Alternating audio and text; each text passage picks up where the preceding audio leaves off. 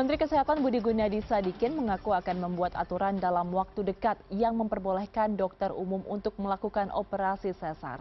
Budi menjelaskan aturan ini penting untuk mengatasi minimnya dokter yang menangani kelahiran dan banyaknya kasus kematian ibu ketika melahirkan di daerah-daerah terpencil. Di sisi lain, Budi mengklaim aturan dokter umum untuk melakukan proses sesar juga telah diperbolehkan Organisasi Kesehatan Dunia atau WHO sebagai bentuk tindakan darurat. Akan kita buat regulasinya supaya mereka tuh bisa diberikan secara resmi, bukannya kemudian orang bodoh seperti orang bodoh langsung disuruh bolehin. Enggak, mereka akan dilatih secara formal. Dan apakah latihnya semuanya? Enggak, yang menyelamatkan nyawanya, yang emergency itu harus diberikan. Kenapa? Yang ada spesialis itu kan mungkin berapa? Dari 500 per beras, 200 kota, 300 kota mungkin enggak ada. Itu untuk saving. Dan dibuatkan fasilitas. Kemungkinan berlakunya tahun berapa, Pak? Kalau peluang dibuatkan fasilitasnya gimana, Pak? Segera mungkin ada, karena kita ngomong ke Jawa. Masa sih Jawa? Fasilitasnya gimana, Pak? Fasilitasnya akan kita siapin. Kemenkes selalu kurang jenis menghadapi Iya, Pak, kalau jeans yang Menteri Kesehatan berencana memberikan pelatihan khusus untuk dokter umum terutama di daerah terpencil agar bisa melakukan operasi sesar. Lantas apa yang perlu diperhatikan sebelum aturan ini berlaku? Kita akan membahasnya bersama Ketua Umum Perkumpulan Obstetri dan Ginekologi Indonesia atau POGI, Dr. Yudi Maulana Hidayat. Dan sebelumnya kami juga telah berusaha untuk menghubungi pihak Kemenkes, namun yang bersangkutan tidak berkenan bergabung dalam dialog pada malam hari ini. Selamat malam Dr. Yudi, terima kasih banyak atas waktunya malam hari ini. Selamat malam Mbak Ayu, suara saya kedengar ya? Suaranya terdengar dengan jelas dokter. Dokter, jadi terkait dengan polemik bagaimana ada rencana Menkes untuk bisa memberikan pelatihan dokter umum untuk supaya bisa melakukan sesar, ini sebenarnya dari POGI sendiri mengkritisi aturan ini atau rencana kebijakan ini. Alasannya apa dok, bisa dijelaskan? Ya, terima kasih ya Mbak Ayu.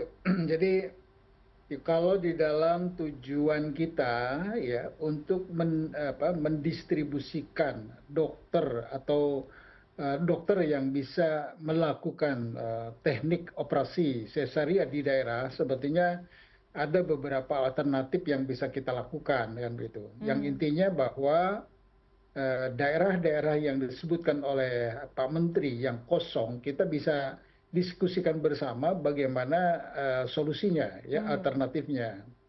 Pertama Mbak Ayu, kita mempunyai dokter spesialis obstetri ginekologi kurang lebih sekitar ya plus minus 6.000 anggota. Bayangkan 6.000 anggota, kalau kita satu dokter itu 3 SIP, berarti dokter Obgyn bisa memberikan 18.000 pelayanan pada 18.000 tempat ya pelayanan. Hanya memang kita akui distribusinya kurang begitu baik. Nah, sama-sama kita diskusikan bersama agar terdistribusi sehingga masyarakat terpencil, terluar, terdalam itu dapat mendapatkan pelayanan kesehatan yang berkualitas, kan begitu ya Mbak Ayu. Nah, kemudian juga ada lagi potensi yang sebetulnya bisa untuk kita sama-sama lakukan ya, adalah dengan mendistribusikan peserta didik gitu.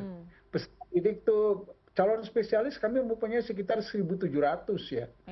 Nah, kalau kita distribusikan dengan baik, bekerja sama antara Kementerian Kesehatan, kemudian dengan institusi pendidikan, mungkin di daerah yang kosong itu bisa tersolusikan mendapatkan pelayanan kesehatan atau SDM yang berkualitas yang mampu melakukan tindakan operasi sesar.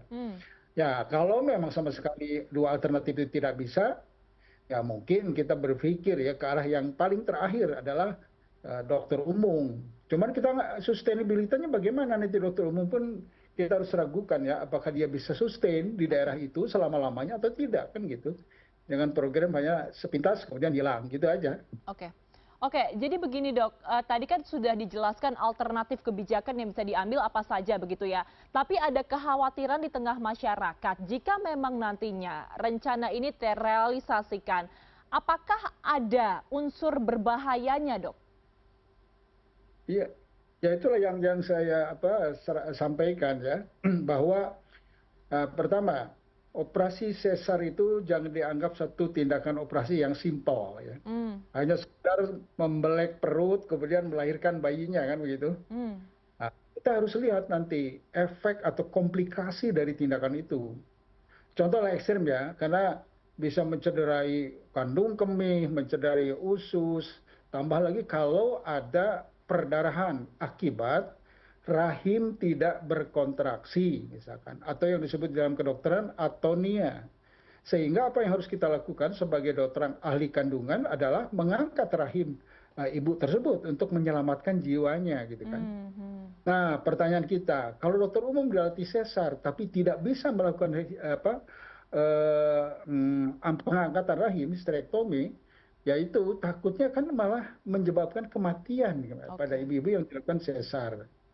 Nah, terus kemudian juga sekarang masyarakat sudah melek, Mbak Ayu, kasihan dokter umum kita gitu. Kalau terjadi sesuatu, komplikasi, kemudian dituntut secara hukum, siapa yang akan disalahkan? Gitu.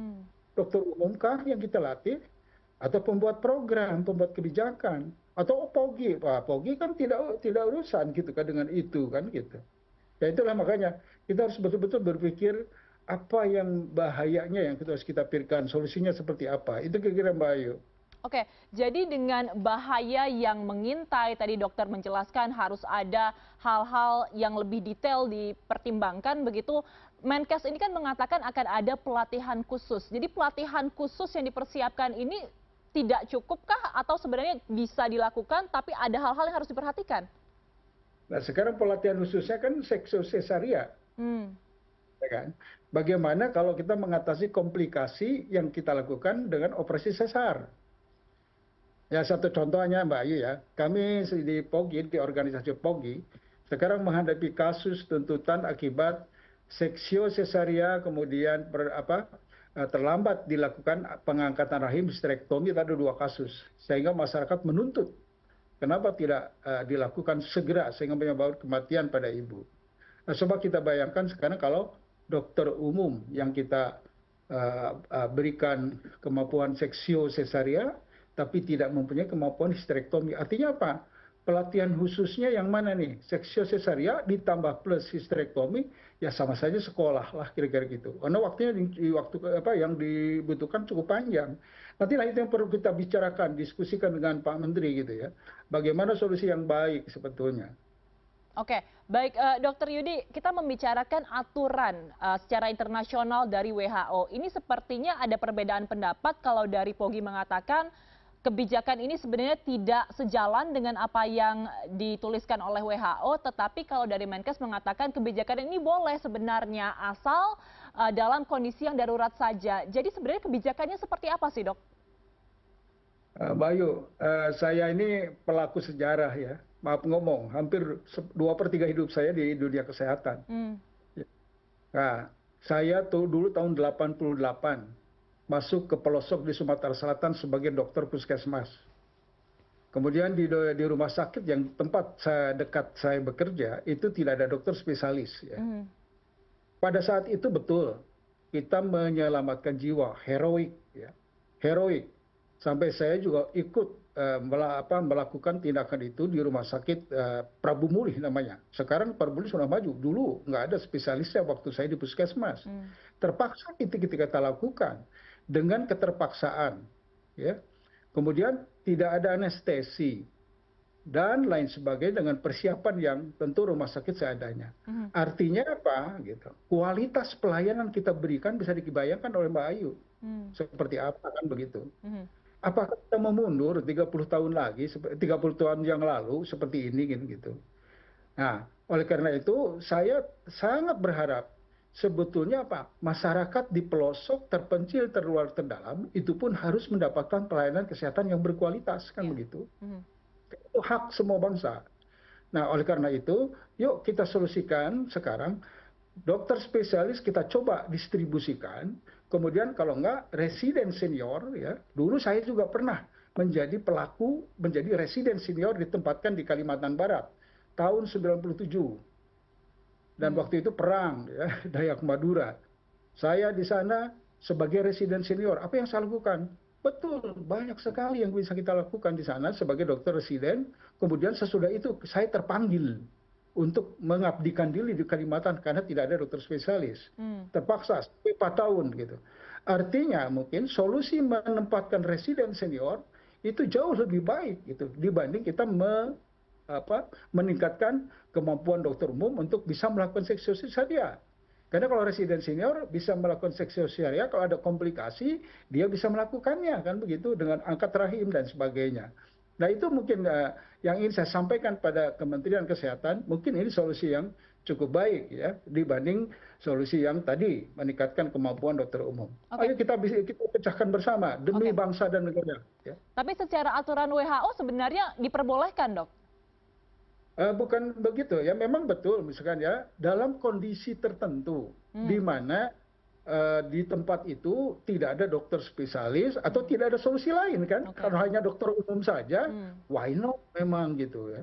Nah, cuman pertanyaan kita, daerah mana sih di Indonesia yang memang tidak bisa sama sekali dijangkau, kita solusikan. Apakah dengan dua alternatif pertama tadi bisa nggak? Kalau tidak bisa, oke, kita lakukan itu. Oke. Baik, Dok, terakhir dengan rekomendasi yang telah Anda paparkan tadi, apakah sudah bertemu dengan pihak Kementerian Kesehatan? Apakah sudah ada audiensi tentang kebijakan yang akan dilaksanakan ini?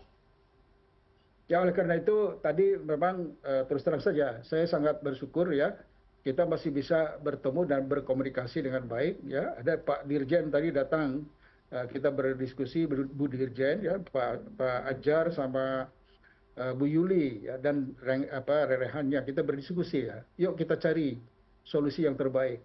Karena bagaimanapun saya bukan egoisme tidak mengizinkan dan sebagainya, tapi saya berpikir untuk masyarakat, untuk wanita-wanita ya, untuk kesehatan wanita di Indonesia.